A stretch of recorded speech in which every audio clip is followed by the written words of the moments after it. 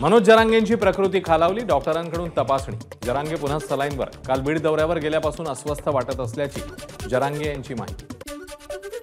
मुख्यमंत्र्यांच्या ताफ्यातील पालकमंत्री दादा भुसेंची गाडी नाशिक ग्रामीण पोलिसांनी अडवली। ओझर विमानतळाच्या आत पालकमंत्र्यांच्या गाडीला जाण्यापासून रोखलं। यावेळी दादा भुसेंचे स्वीय सहाय्यक आक्रमक। माजी केंद्रीय मंत्री सूर्यकांत पाटील यांनी भाजप सदस्यत्वाचा दिला राजीनामा। 10 वर्षात खूप काही शिकायला मिळालं, भाजपची आभारी आहे सूर्यकांत पाटील यांचं वक्तव्य। त्यांच्याकडे निवडणूक प्रमुख म्हणून हदगाव हिमायतनगर मतदारसंघाची होती जबाबदारी।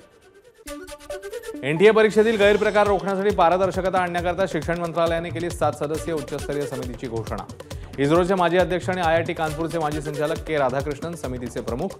समिती 2 महिन्यात अहवाल सादर करणार। बीएमएस, बीबीए, बीसीए अभ्यासक्रमांचे प्रवेश 2 महिने लांबण्याची शक्यता। जुलैच्या अखेरीस अतिरिक्त सीईटी होण्याची शक्यता। अनेक विद्यार्थ्यांची पहिली सीईटी हुकल्यानं दुसरी सीईटी होणार। देशामध्ये पेपरफुटी विरोधात कायदा लागू, केंद्र सरकारकडून अधिसूचना जारी। कठोर शिक्षा, मोठा दंड, बंदीची कायद्यामध्ये तरतूद। मानाच्या पालखी प्रमुखांना महापूजेदरम्यान बोलवण्याचा निर्णयच झाला नाही, मंदिर समितीच्या अध्यक्षांचं वक्तव्य। थेट मुख्यमंत्र्यांच्या निर्णयाला समितीचं आव्हान। ऐन आषाढी वारीच्या तोंडावर इंद्रायणीला प्रदूषणामुळे पुन्हा फेस, जिल्हा प्रशासनाच्या सतर्कतेवर प्रश्नचिन्ह। आळंदी आणि देवस्थानसह वारकरी संतप्त।